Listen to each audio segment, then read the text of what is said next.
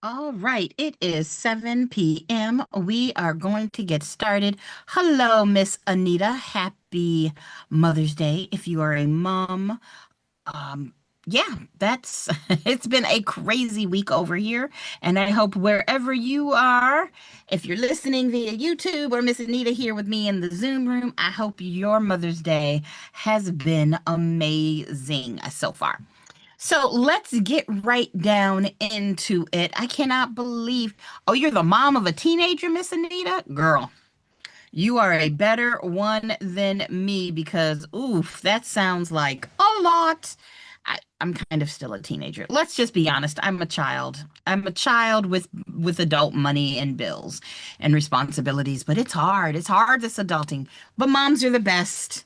As much as it pains me, my mother knows me the best and knows what I'm doing. I swear she's got eyes in the back of her head, but that's enough of that.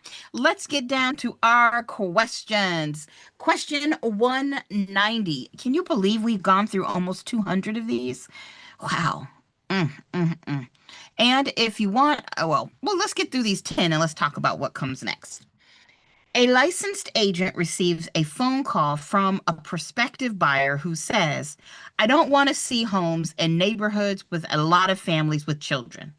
Under the Fair Housing Act, which response is most appropriate? A. Explain that familial status is a protected class and offer to show available properties that meet the buyer's other criteria. B, show the buyer only properties in 55 and older communities that qualify for exemption. C, comply with the request since the buyer is simply expressing a personal preference. Or D, refer the buyer to another agent to avoid liability. All right. Okay, so you said B. You said show them 55 and older. That's what, oh, let me get my pen working here. Miss Anita's got a B. If you're online or watching via YouTube, go ahead and stick that answer in the chat. Now, I'm going to go ahead and I'm going to refuse. I'm going to get rid of D. You don't just refer this buyer to just to avoid personal liability.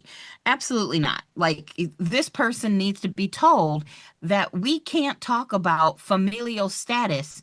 And it's going to be hard. I will be honest with you all. As you start showing properties and you've got people coming from further away, they're going to be like, well, why? You know the neighborhoods. That's why I'm coming to you. Why can't you tell me? And you need to tell them, look, familial status, whether there are or there are not children, I can't mention. I can't say there's lots of kids in the neighborhood. I can't say, oh, it's a quiet neighborhood. You won't be bothered with kids playing on a Saturday or Sunday morning. So, yeah. So it's not, hello, Miss Caroline. Hello, Miss Caroline D1421. Now you said A. So Caroline said A, and Anita, you said B. Well, I'm going to go ahead and eliminate C because you can't do it.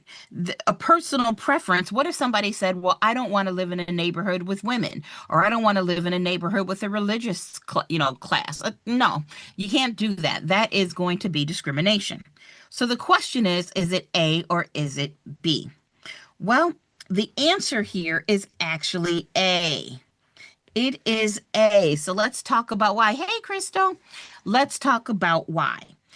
Show the buyer only properties in 55 and older communities that qualify for the exemption. I mean, it'd be different if they asked for, I would like 55 and older communities. That is an exempted a class.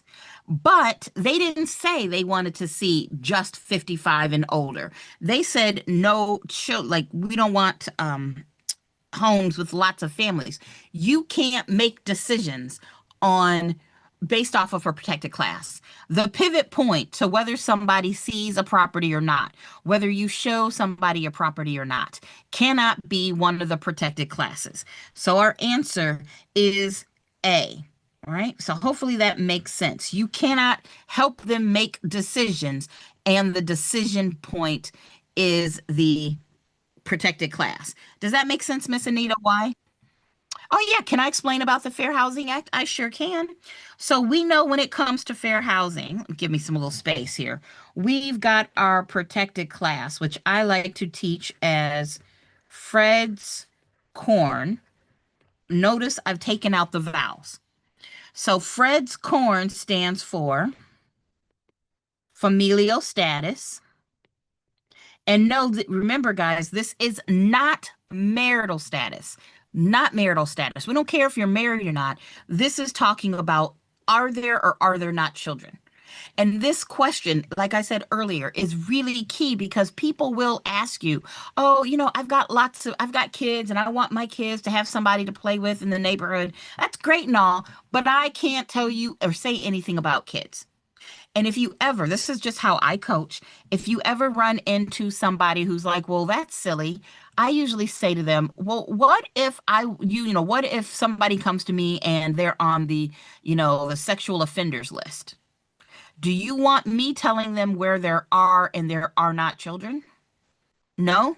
Well, then we just aren't going to talk about it with anybody. This is to protect people who have kids, who might have kids, who don't have kids. We just don't talk about it. All right? Think of it like Bruno. All of these classes are about Bruno. We don't talk about Bruno. No, no, no, no. Okay, got the words wrong, but whatever. You know Bruno. And if you don't know Bruno, where have you been? That is the best song ever. Okay, the R is for race.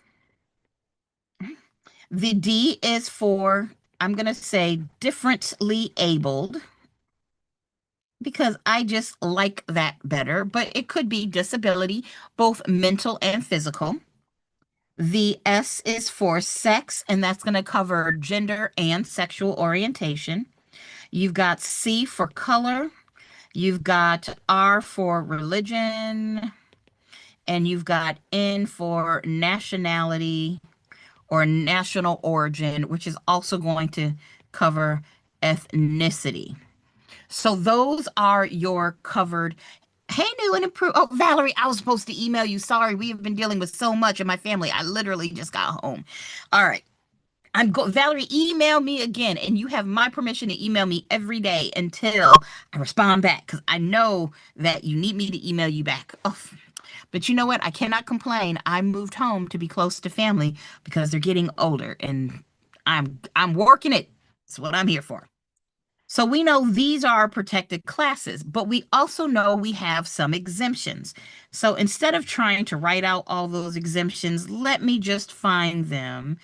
Um, Let me just type this way. Fair. Ooh, we can do fair housing. And let's scroll to our exemptions. Ah, sorry, I thought I could avoid the scrolling, but apparently it's inevitable. Income discrimination, Americans with Disabilities Act. Where are exemptions? All right, here they are. So these are the exemptions to the Federal Fair Housing Act. We've got anybody who's like a FSBO, right? So if you're an owner and you don't own more than 3 single-family dwellings and you don't do it more than once every 2 years, if you're an owner occupant of an apartment building with less than 5 units, if it's a religious organization or a private club that's open to the public, and of course, your 55 and older communities. So these are the, uh, thank you, Miss Valerie. These are our protected classes, right? So hopefully that helps. If you need to take a screenshot of this, please do. Please do, because you know they are going to ask questions about this. Right. And then once you do get licensed, because I know everybody is, make sure you understand when I'm teaching this to agents, I say, look, I'm not worried about you doing something completely stupid.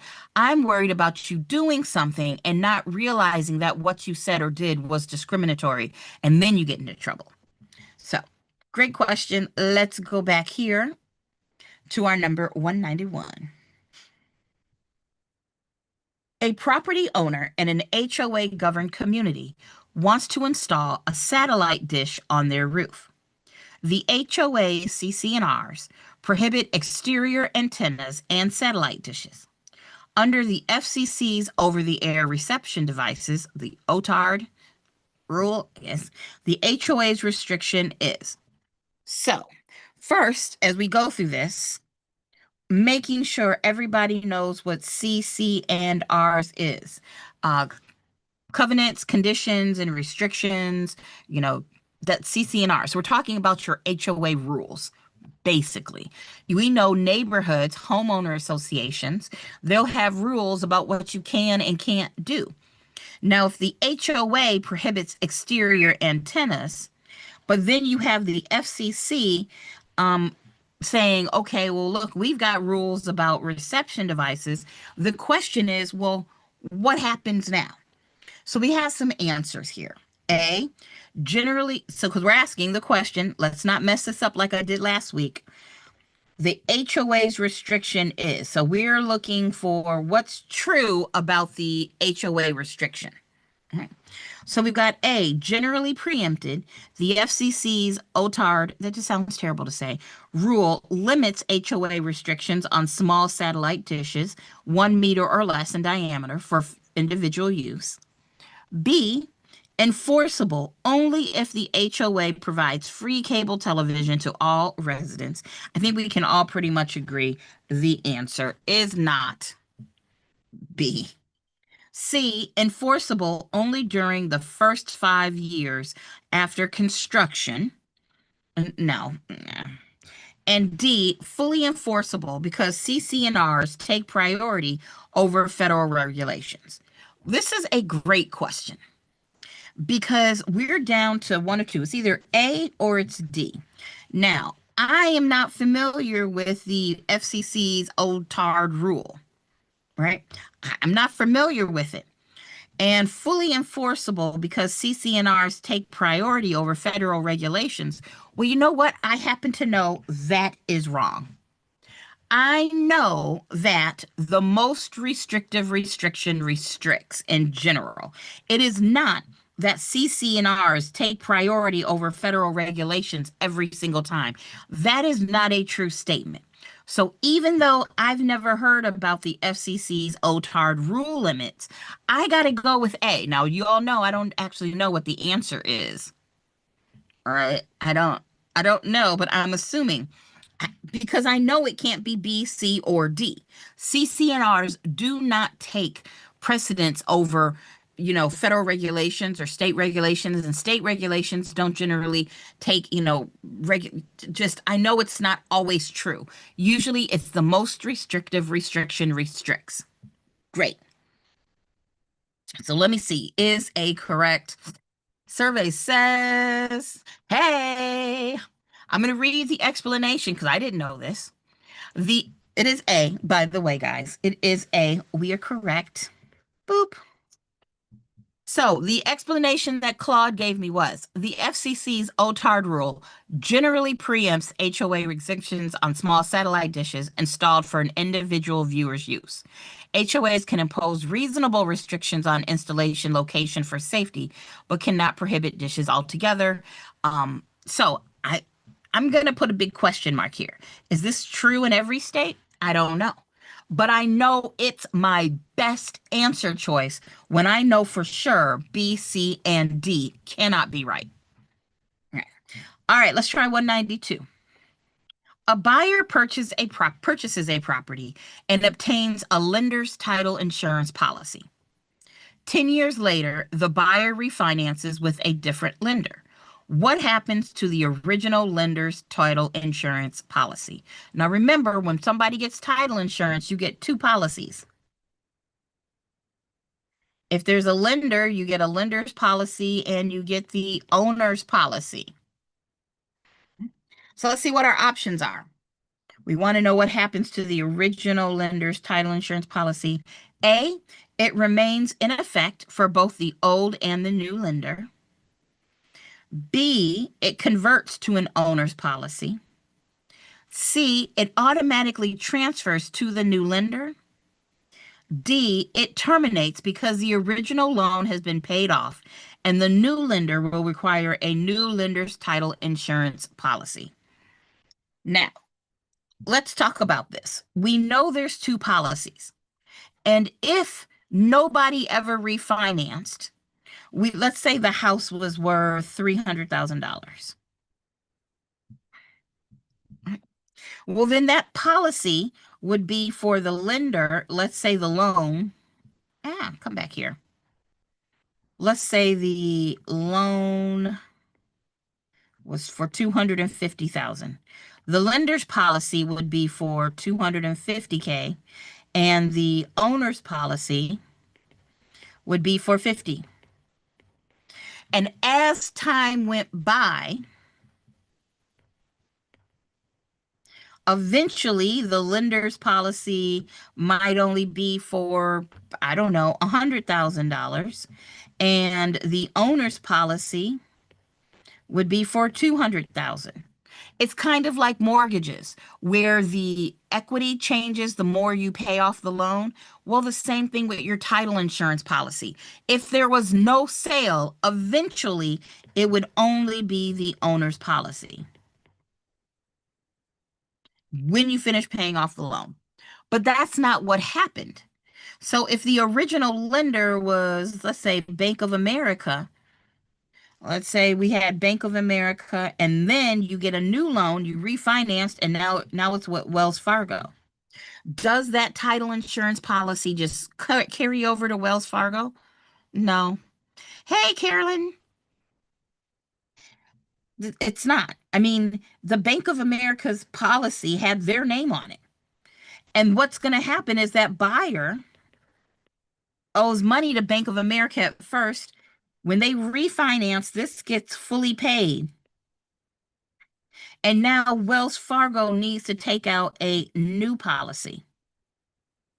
So let's see which of these answers matches that. A, it remains in effect for both the old and the new lender. Nope, that's not what we said happens. B, it converts to an owner's policy. It's asking about the original lender's title insurance. I mean, kind of, sort of, but not exactly what we're looking for. C, it automatically transfers to a new lender. X-nay on the automatically A.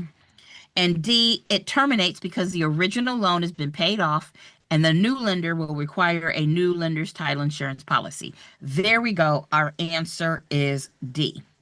More importantly, is everybody clear on how this title insurance thing works? We got to make sure we understand how title insurance works. And if you're doing my type of studying, also, this is where if I was studying like for an exam, I would say, hey, you know what else I know about title insurance? Let me just give a space here. I would make sure I know the difference between a standard policy versus an extended policy. So when you're studying, don't just stop at this question. Once you go in to review everything, once you go in to review, oh, I got this question right or wrong, do you know the differences between the standard and the extended policy? Make sure you're using these questions as a jumping off point for studying. All right, 193. A licensed real estate agent receives a referral fee from a home warranty company for recommending their services to clients. Under RESPA, this arrangement is, well, first, RESPA, Real Estate Settlement Procedures Act. So again, when you're studying, do you know everything that RESPA says? So let's look at our answer choices. A, permissible as a standard business practice in real estate. B, permissible only if the fee is less than $100. C, prohibited as RESPA Section 8 bans kickbacks and referral fees between settlement service providers. Or D, permissible only if disclosed to the buyer at closing. So what are we thinking for 193? All right, Caroline says C. Anita, you said C. And yes, our answer is C. RESPA and TILA, which we know is the Truth in Lending Act, those together make up TRID. I am 100% sure you are going to be tested on those. 100% sure you're going to be tested on RESPA, on TILA, and on TRID. You know you are. So when you get these questions about RESPA and TILA and TRID, you should be like, "Oh, I know that."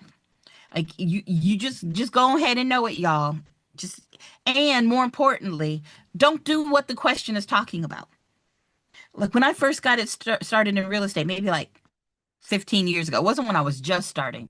As real estate agents, there was this big thing. Maybe it's only about, no, it had to be about 15 years ago.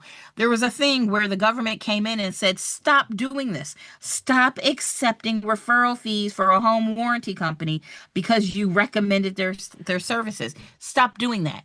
And agents got together. They're like, oh, well, what if we just we're paid for doing something for the home warranty company?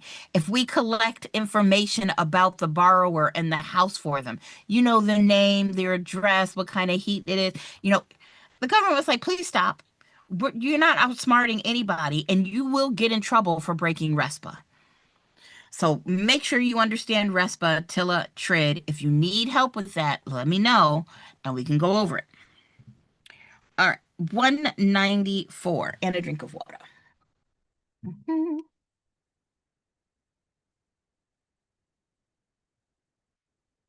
All right.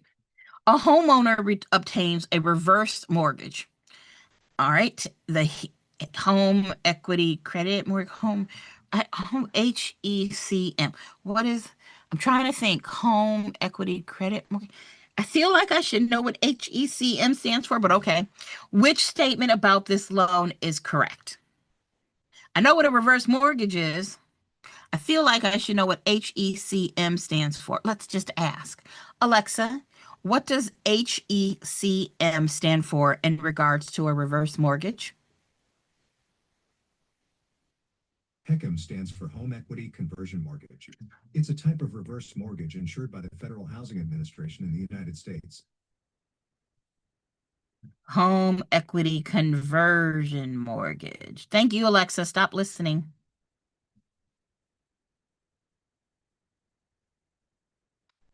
Now, I knew if you had said conversion mortgage, I would have known what that was, but somehow that doesn't just stick in my head. So we know home equity conversion mortgage. So which statement about the loan is correct? The loan becomes due when the last surviving borrower permanently leaves the home, sells, or passes away. I think that is a very true statement. I don't see anything wrong with that, but let me make sure that I agree the other ones are wrong. B, the lender takes title to the property immediately upon loan origination. Well, that's not true because in uh, a reverse mortgage, this is when somebody who owns their home needs money. They have all the equity in the world in their house, and usually the only way to get equity out of your home is to sell it and take the cash. But if you sell your house, you don't have any place to live. So if you are older, what you can do is say, hey, bank, I've got all of this equity in my house. How about you give me money monthly from that equity? I don't know, maybe $5,000 a month. And then when I die, I'll pay you back. My estate will pay you back. So, no, you already own the property. C, the homeowner must make monthly mortgage payments to the lender. Nope, it's opposite. The lender is giving money to the owner, and then the owner's like, get it when I'm dead. And D, the homeowner's heirs automatically inherit the debt obligation. Well, I mean, I like A, I like D, but I don't like this word automatically. Feel like what I like about that is the last surviving borrower permanently leaves, sells, or passes away. I feel like that is more, it feels a little bit more right. Like if you sell the house, then it's going to be due versus this only talks about death. I feel like A is a more complete answer than D, which we know can happen on the test. So my gut says go with A. Let me see what you all are saying. You all said A. Oh, hey, Tricks. Happy about Mother's Day to everybody if you missed that. All right, we got A's. We got A's. Crystal, you said D. Oh, I can see where you're hard on that one, but I'm gonna go with Does that make sense why I'm going with A? Again, I'm not quite sure I'm right. I didn't even know off the top of my head what HECM stood for. I was like, oh yeah, conversion mortgage. I'm gonna go with A, right? Cool. Drum roll, please. Hey, the answer's A. The answer's A. Hey, the answer's A. Do a little dance, do a little dance, do a little dance, do a little dance. Hey, hey, hey. The answer's A. Yes, my guess is correct. This again just felt more like it covered more things. And remember, when you read your test questions, it will say what's the best answer choice. There we go. There we go. And, yeah, yeah, yeah. I'm just going to leave it there. All right, 195. A real estate agent refers a buyer to a mortgage lender. The lender pays an agent a $500 marketing fee for the referral. This arrangement most likely violates. Guys, if this happens on your test, be excited. We were just talking about this. Let's rewind. Let us rewind. Here you go. Oh, that's right. I didn't share my sound, so that wasn't as oppressive because you all couldn't hear it. Let's pretend like I said, let's rewind and go back here. We knew the right answer up here, I'll change colors, was, hey, kickbacks and referral fees between settlement service providers is banned because of Section 8 of RESPA. And this question is saying, hey, there is a referral from a lender to a real estate agent. And look, our answer A right here, I didn't even read everything else. RESPA Section 8, which prohibits kickbacks and referral fees for settlement service. This is what it most likely violates. I mean, great. If you knew the answer to one, you know the answer to the other, but let's just eliminate our other answer choices. It has nothing to do with the Fair Housing Act. This is not TILA, and it is not the Equal Credit Opportunity Act. All of these other three are very much acts that you need to know. Oh, y'all, should I make a video? Should I do a video of acts and laws must know? Must know acts and laws for the real estate exam? I feel like I should. Would that be helpful? Okay, yeah, okay, okay, over in the Zoom room, y'all are like, yes, yes, yes. Okay, must know acts and laws for the real estate exam. And it'll be national. I can't do every state. National, I'm writing it down for a note for myself. National must know acts and laws for RE exam.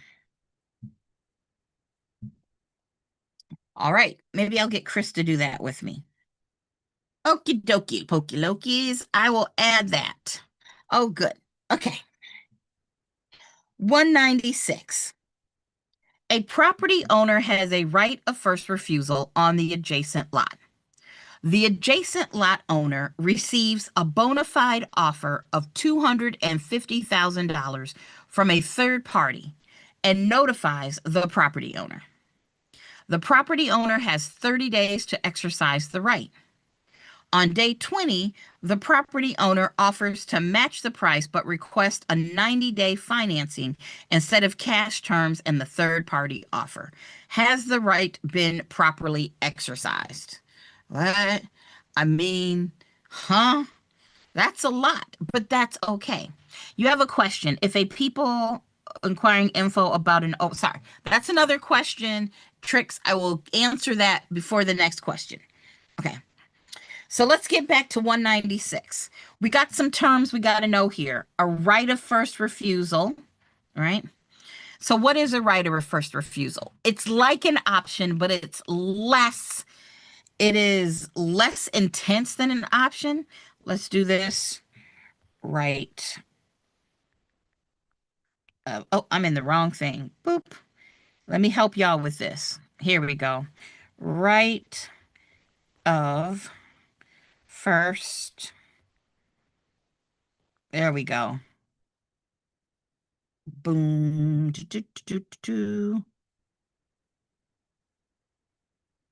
Here we go. Let me clear this for you all. Because if you're not familiar with this whole right of first refusal, we really need to talk about it. So it's a preemptive right. Now we know what let me change colors here, option is. We know in an option, the owner must sell, but the buyer doesn't have to buy. But then you got this right of first opportunity and the right of first refusal. In the right of first opportunity, the seller is saying, look, buyer, I will come to you if I decide to sell. It's this big if right here. If the seller decides to sell, the buyer has to go, okay, I'll buy it at a predetermined price. And if it's a right of first refusal, if the owner decides to sell, they have to match the other offer. And that's going to be, they've got to match it, not semi-match it. Not, oh, well, I'm within $5,000. Oh, well, I'm going to need extra time to close. In a right of first refusal, you cannot force the seller to sell. But buyer, if I come to you and say, I'm ready to sell, you need to match everything that the other person said. I'll let you buy it as long as you are at least matching what the other person said. This buyer would be paying money for that right. So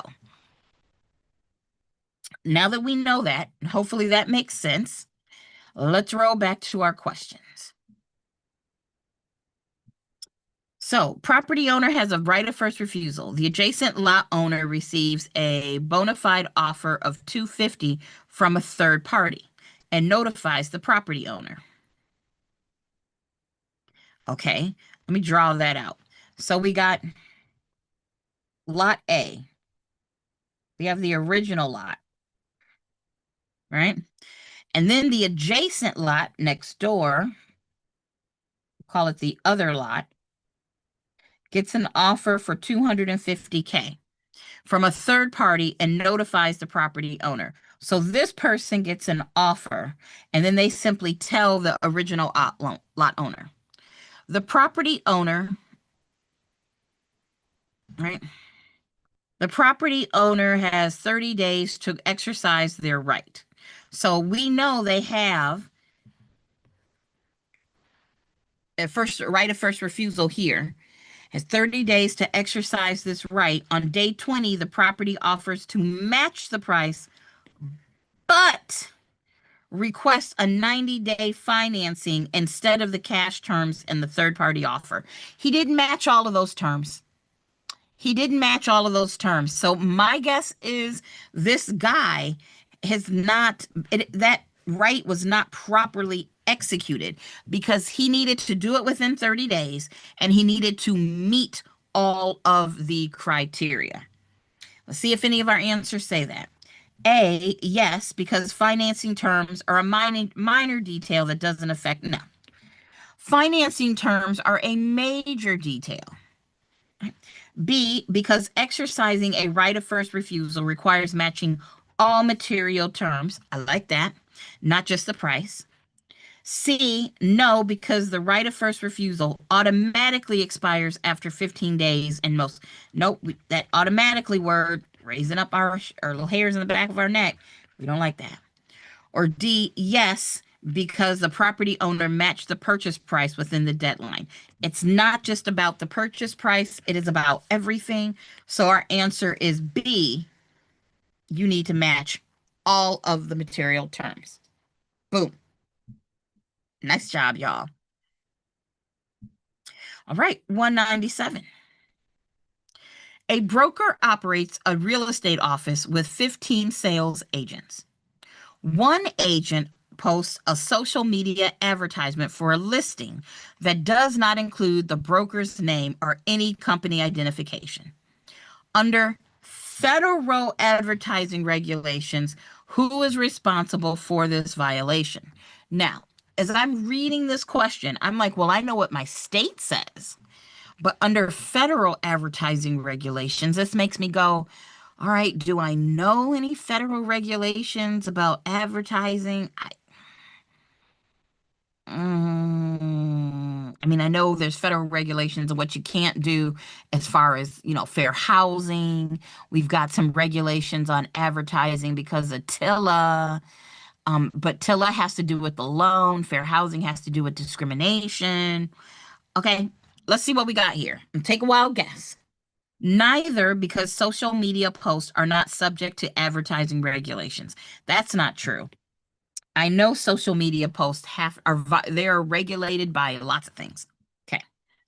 B, only the broker as the supervisory authority. I mean, there's a sales agent and there's a broker, and my guess it's not going to just be the broker. The person making it is going to be in trouble along with the broker. Fine. C, both the agent and the broker may face regulatory action. I like that. Or D, only the agent who posted the advertisement. 190. I feel like it wouldn't be just the agent or just the broker. I feel like our best answer choice here is C. Both the agent and the broker may face regulatory action.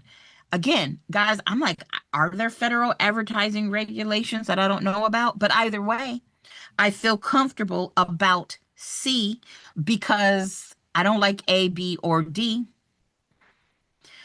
All right, let's see if I'm right. Let's see if you all are right. 197. Roll, roll, roll. Hey, the answer C. The answer C. Hey, the answer C. And if it's C. I like carrots, and you should too. It goes crunch, crunch, crunch, and it's good for you. We like carrots. And you should too. It goes Crunch, crunch, crunch. Love it. Oh, and Caroline, because it's Mother's Day, I'll give you the C is for cookie. That's good enough for me. love it. All right. Nice, guys. 198. A buyer's agent shows a listed property to a client. During the showing, the buyer's agent notices water stains on the basement ceiling, but says nothing. The buyer purchases the property and later discovers significant plumbing leaks. The buyer's agent is most likely to be found liable for violating which fiduciary duty? All right, so the buyer's agent showed the listed property and the buyer's agent noticed water stains but said nothing. So that buyer's agent is probably liable for breaking what fiduciary duty? Well, you know that we got the old car, right? We got obedience, loyalty, that's a Y. Disclosure, confidentiality, accounting, and reasonable skill and care and diligence.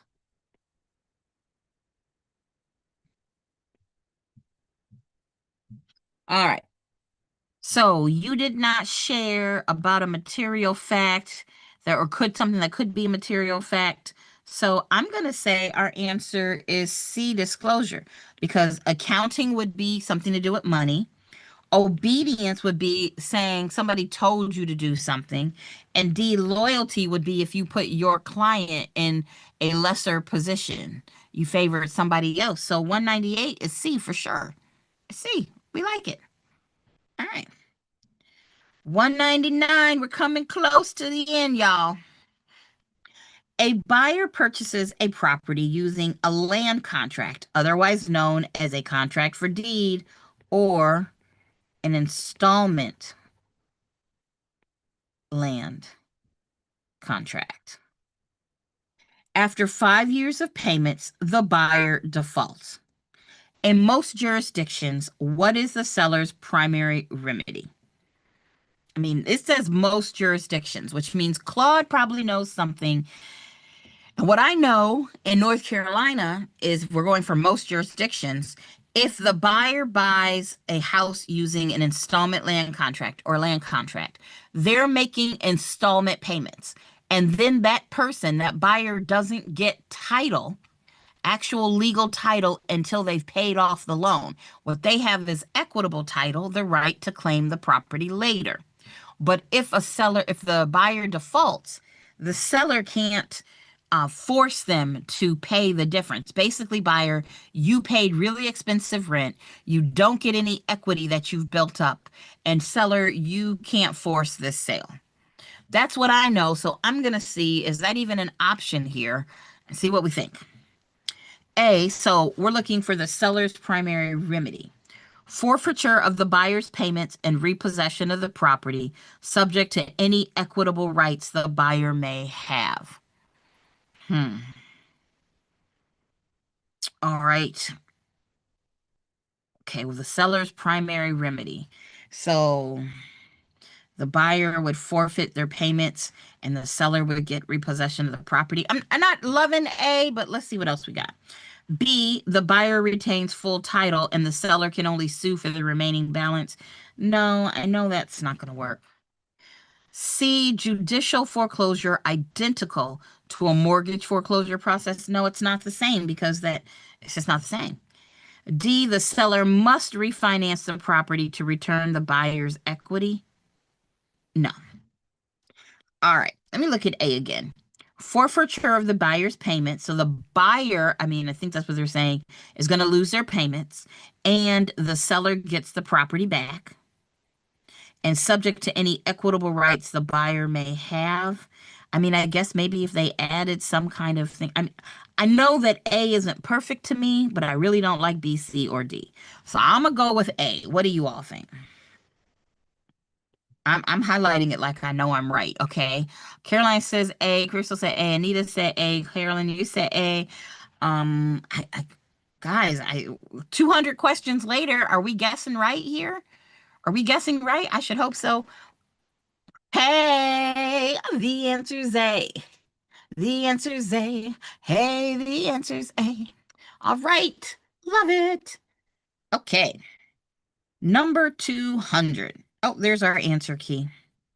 The seller provides a property disclosure stating no known water intrusion. The seller's neighbor has a signed letter from the seller dated 2 years ago discussing basement flooding they experienced together.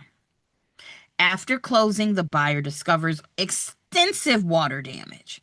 The neighbor's letter is most useful to the buyer as evidence of what? All right, so the seller said no known water intrusion. But a seller's neighbor has a signed letter from the seller dated 2 years ago discussing basement flooding they experienced together. So they basically lied. And if we lie, that's probably going to be misrepresentation, because omission is not saying something.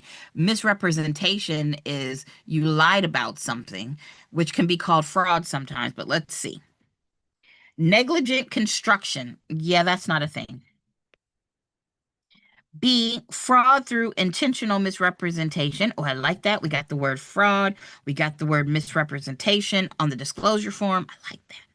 C, mutual mistake. No, there was no mistake. You lied. And not puffery. So our answer has to be B, fraud through intentional misrepresentation. And boys and girls, we have just finished all 200 questions. Can you believe it? 200 questions. Guys, do y'all even remember the first couple questions? This was a while back. Oh, I emptied them out, but look at that. Look at that. 200 questions. Whew. I'm thinking I probably need to make these questions available to you all somehow if you ever want to review them just on a big document. But yeah. So what do we want to do next? Yes, make the questions available. Okay. So what do we want to do next? I need to make some more questions with Claude. Did you all like these Claude questions? I hope so. I think Claude comes up with a better answer. Oh, before we go any further, I forgot, Trix, you had a question. I'm going to read it to everybody in case you're in the Zoom room. I have a question. If a person inquiring info about an open house leaves their number and email, but the agent goes to call and email to find out people that it's inquired, it's a do not call list. Can you mail? Okay. I think what you're asking here, Trix, is about the do not call laws. And you're asking if somebody leaves their number and their email, can you just go ahead and call them, or would that be breaking the do not call rules? Interesting question. Here's my guess, because there are exemptions. Let's see. Let me scroll down here. Oh, come on. We know there are exemptions to the do not call list. All right, we know there's exemptions. However, one of those exemptions says if you have permission, if somebody tells you to call them, then yes, you are allowed to call them even though they're not on the do not call list. My question would be, what did they sign? So my guess is, and I'm not an attorney, my guess would be if you just signed something that said, hey, we just want to know who came into the house, you did not give permission for them to call you. But if you signed your name and put your email to something that said, please contact me if other houses that are similar come onto the market, then I would assume they can call.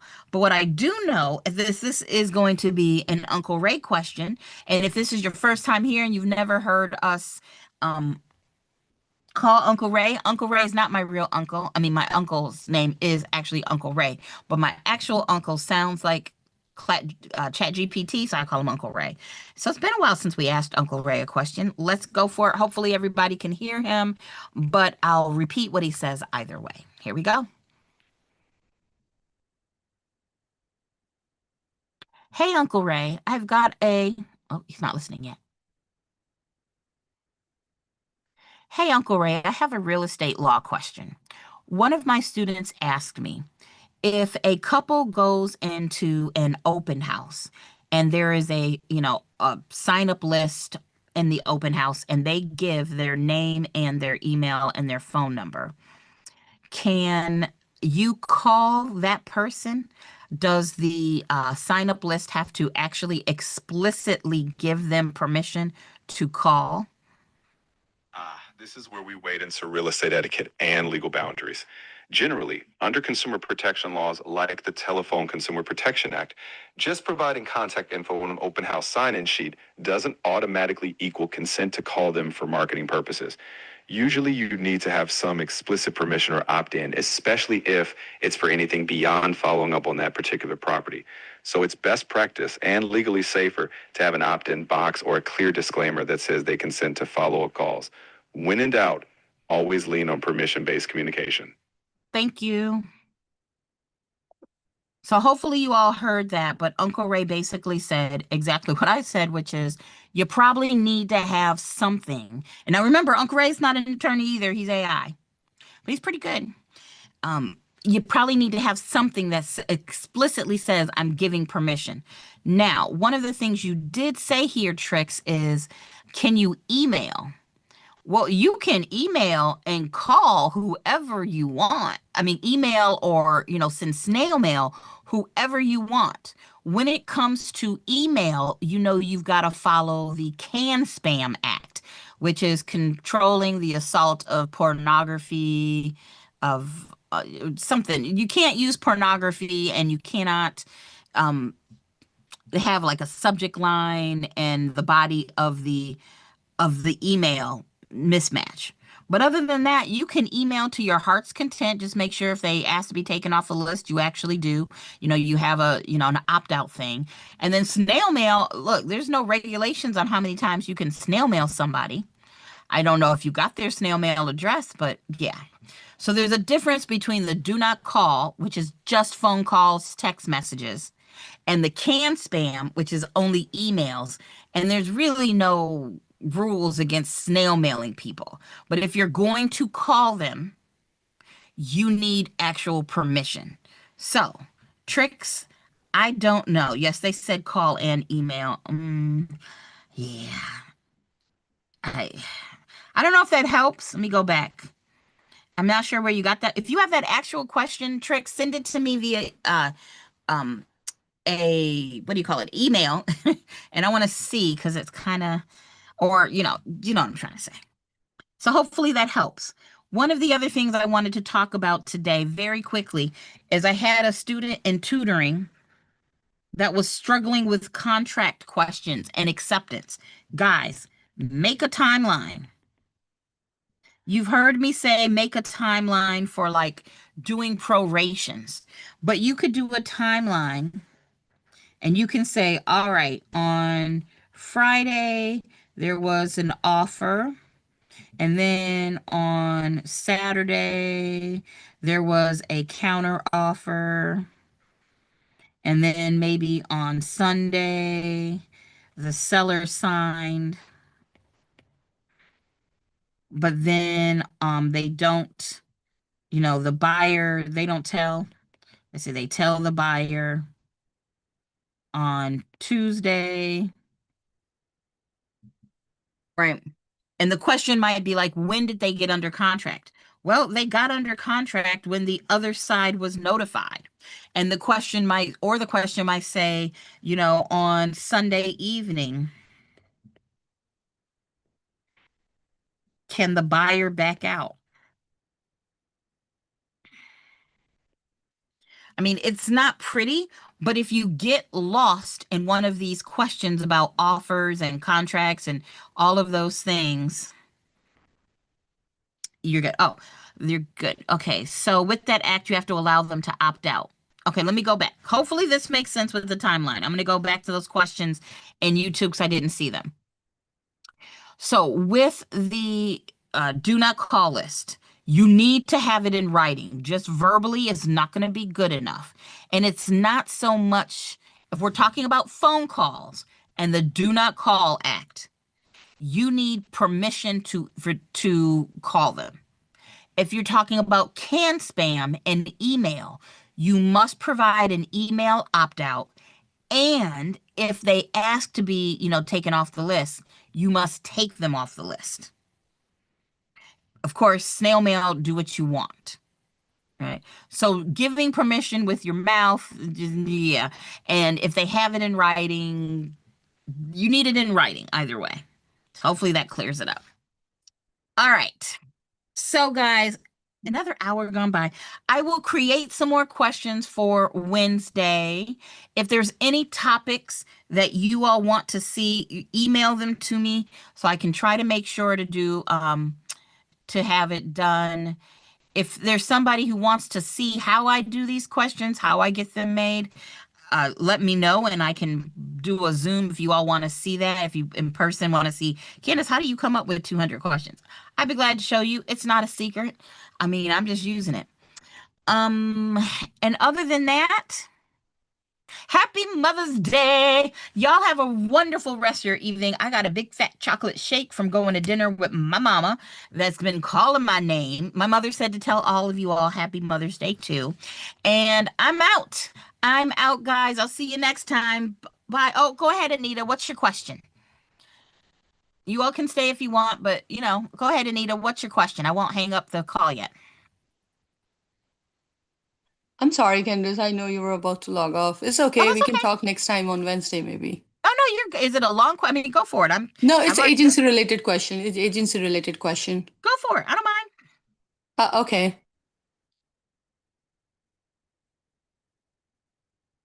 Are you putting it in the chat? Yeah, I'm just copy pasting here. Okay, perfect. Perfect. If you're watching via Zoom, I'm going to let y'all continue to watch just in case you have an agency question. And then what I can do is, I think I can Not put it in. letting me copy paste. It's not letting me copy paste. It's from the same, agency quiz question. I can read it to you. Is that okay? Yeah, go ahead and read it to me, and then I will make notes and then also repeat it for everybody else. So go for it. Okay, the question is Amy agent is working with Bob Buyer and knows that Bob is willing to pay the asking price of a property listed with her firm. She must keep this confidential if she is one agent, the number two seller safe, sub agent. So what is the right answer? Yeah. Okay, so you got Amy agent, Mm-hmm. and repeat it. Who is she? What does it say? Amy agent is working with Bob Buyer. It says working with Bob Buyer. Okay. Mhm. What else does it say? And knows that the Bob is willing to pay the asking price for a property listed with her firm.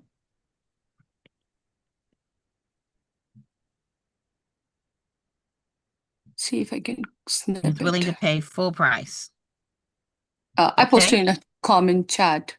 That's okay. I shared the snip with you. All right, I got it. It says, and it's willing to pay full price of the listing, which is her firm's listing. And you're asking, the question itself, that's not a question mark, is asking, when does she have to keep this confidential?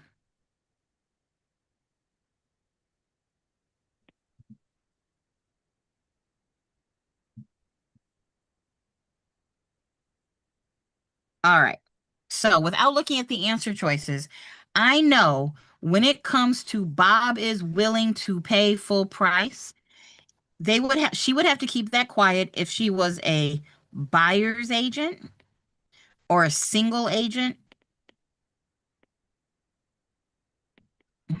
She would have to keep it quiet if she was a dual agent, not designated. Mm-hmm. She couldn't tell.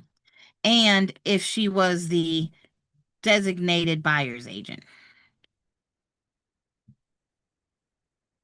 So we know in North Carolina, we practice dual agency.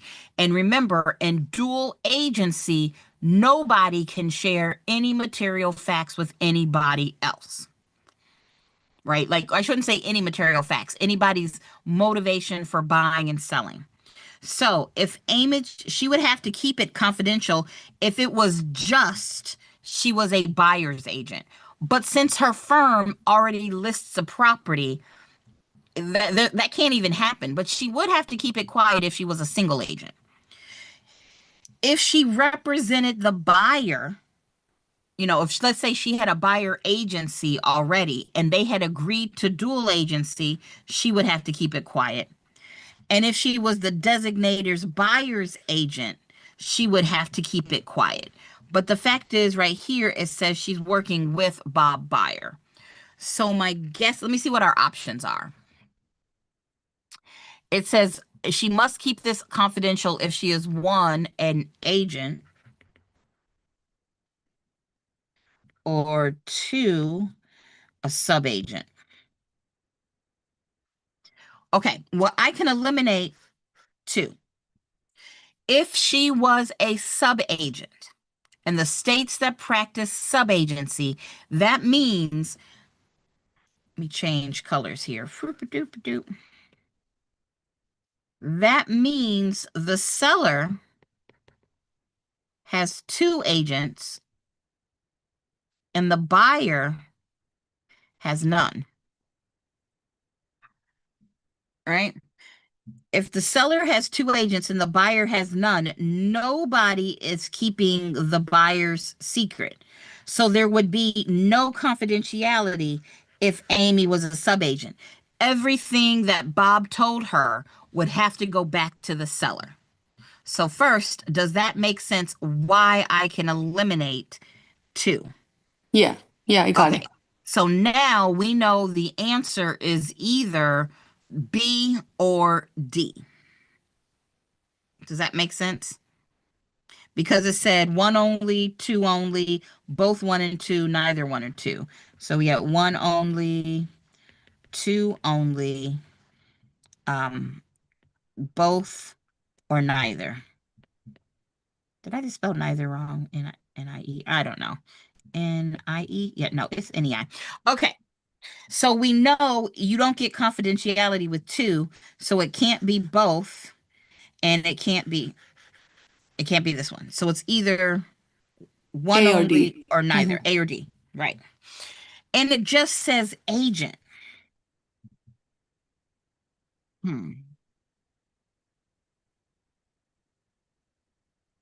This is hard because I don't know what they mean by agent. She must keep this confidential if she is an agent. Well, an agent for who? Uh, I was confused here because uh, it shows very clearly the listing is also done by her firm only. So if she is a designated agent for Bob Buyer, then A only, one only, right? And if she's not a designated or dual agent here, then it's D. So that is what I was confused in Yes, between. so you're not crazy. This doesn't really give us enough information because you said what I just said. If she is a designated buyer's agent, she has to keep it confidential. But if she is just because the firm is already listing the property, she could be a dual agent. It's not I don't know. It's not very clear on how Clear. they ask the question. Okay, when we are not clear, Candice, right? We are confused in between two. We know two, we have eliminated clearly two options, B and C. Now we are debating between one and like A and D. How to choose the right answer So in exam? Yeah. I'm assuming this is a practice question from somewhere, Yeah, right? it is a practice question. Yeah. Okay. So here's what I can tell you with a confidence. Mhm. This question would never show up on your exam like this. Thank And God. here's why. Mhm. Every single question on your state exam, like the licensing exam, is vetted by Pearson VUE, even before it becomes an exam question. That's why when you go to the state exam, instead of it just, and I'm just going to use numbers for everybody. If you had for any test, any state that has Pearson VUE, your Mhm. exam might actually be 100 questions, but you end up taking 115 or 110. Mhm. So those 10 or 15 questions, and it could be 5, it could be 105. Every state is a little bit different. Mhm. Those extra questions don't count towards your score. What they're trying to see is, all right, is this a good question or is this a bad question? How many questions are getting it right? People are getting it right. Are too many people getting it right? Are too many people getting it wrong? Or is it a good middle? And I can tell you from working with the North Carolina Real Estate Commission, that's why when laws change, so when a law changes, they'll say, all right, teachers, do not teach on this. So let's say there was a law change July 1st of this year. Anything having to do with that law change as of July 1st, they don't test you on the licensing exam. Never. Okay. Then Okay. it's going to be 3 to 6 months before you are tested on it, because once they write a question for the new law, they have to test the questions for the new law. So even though this was, wherever you got, it could be a question I wrote, I don't know, but when you have a bad practice exam question, which Mhm. this one is, you can always confirm with me like this and know with confidence it will not show up on your licensing exam, especially if it's Pearson VUE, because they vet the questions for this very reason. Awesome. Thank you. You're Let very me welcome. relax a little bit. My exam is scheduled on 15th, this 15th, in like next week, only on Friday, right? You Yeah, got so this. I'm very close to my exam. So I'm like, can you help me to like from where to do the practice? Because these quizzes are really, making me confused and, really scaring me. So is there any way I can practice like the Pearson VUE format or like what you're talking about? Pearson VUE does have a set of questions that you can purchase, Mm-hmm. but they're not going to be for the North Carolina side. I mean, they don't do, Pearson VUE does national practice, but they don't do um, state specific practice. If you want really good North Carolina specific practice questions, learn test pass. But I'll tell you, just like with anything that's not Pearson VUE, there could be one or two that are wrong. But if you're looking for like what I would tell you is going to be your best guess for North Carolina specific things, learn testpass.com. All right. All right. I'll definitely go and look into that one. Learn Yeah. test pass. Yep. And Yeah. then just get all you need is the state one. Like if you told me, Candace, I'm taking the test on Wednesday, my advice would be the same. Go past those learn test pass questions because it's a bunch of North Carolina teachers and they do, try to update as much as possible. I can't say it's perfect, but it's going to be close. Okay. Awesome. Thank you. Learn Okay. test pass, right? Yeah. Learn test pass. Yep. Sure, And if you get a definitely. question, just let me know. Sure. Thank you. Thank you, Candace. I really No helped. problem. Thank you. I appreciate it. I'm sorry for, Oh no, you don't have to apologize. I'm excited for you to pass this test. I hope so. Thank you. I'm just waiting for You're this welcome. Friday. I'll talk to you Yeah. soon. Yeah. I'll join on Sunday and let you know if I passed the exam. Yes. Or I'll text yes. you. Yeah. All right. Thank you. Thank No you.